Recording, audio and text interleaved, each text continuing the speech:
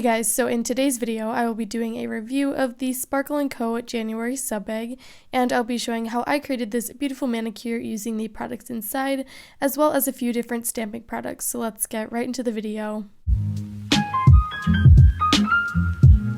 So to start, I'm going to do a little unboxing. So this month's bag actually came with a cinch sack, and I was super happy to see this because I love these little bags and they are super helpful.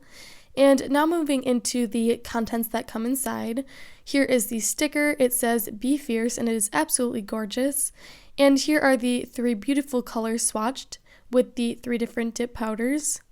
The liquid of the month, which is Base Bond. And then the informational card, which basically just says what this sub bag is all about.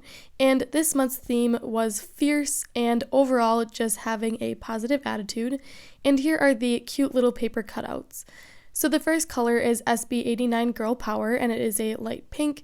Here is SB90 Level Up, a beautiful glitter, and SB91 Who Run the World, which is a beautiful shimmer iridescent color.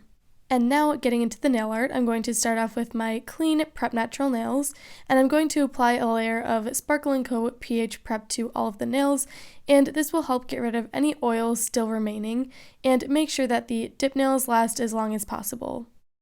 And since I don't want these nails to last super long, I'm going to apply my Holo Taco Peely base coat, and this allows super easy pop-off removal of my dip manicure, and it keeps my natural nails underneath nice and healthy and strong.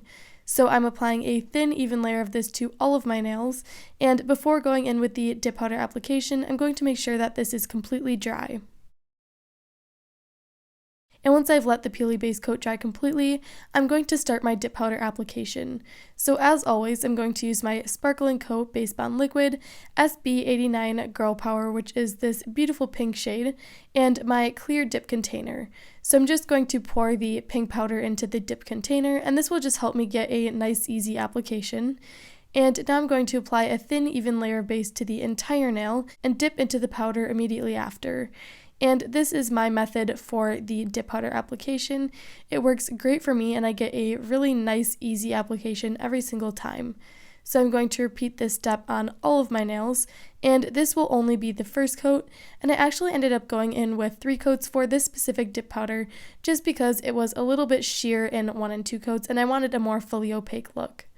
So I'm just going to finish up the first coat of my dip powder application.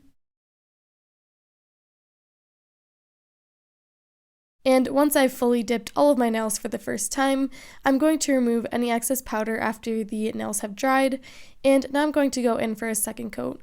So the second coat is basically the same process as the first coat.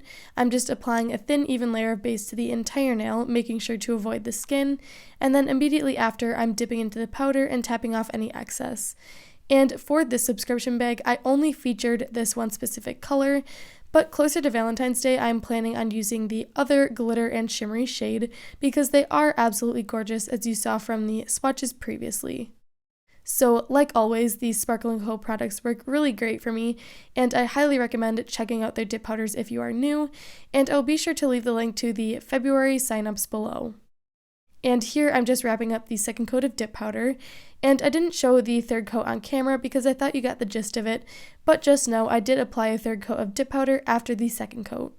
And now I'm going to be going in with my Sparkle & Co. Solidify Liquid, and this is the dip powder activator, and basically what this does is it completely hardens all of the nails and makes them ready for filing. So I'm applying 2 generous layers, and after letting that dry for a few minutes, I'm going to use my Azure Beauty buffer, and I'm just going to go over the surface of the nails and make sure there is no texture or bumps, and I'm also going to go along the free edge and sidewalls to perfect my shape. And you may have noticed that I didn't do a clear encapsulation, and that is because I didn't really need to do a ton of filing, so an extra layer of clear for protection wasn't necessary. And here are the nails after filing, buffing, and cleansing. And now I'm going to apply a thin layer of my Model 1's gel top coat. And the reason I'm doing this is because I find that stamping adheres better to gel top coat compared to the dip powder. And since we are doing a stamping design on my ring nail, I just wanted to make sure that I could get the best design effect. So I'm going to apply a thin, even layer of gel top coat to all of the nails. And once the application is complete, I'm going to cure for 30 seconds in an LED lamp.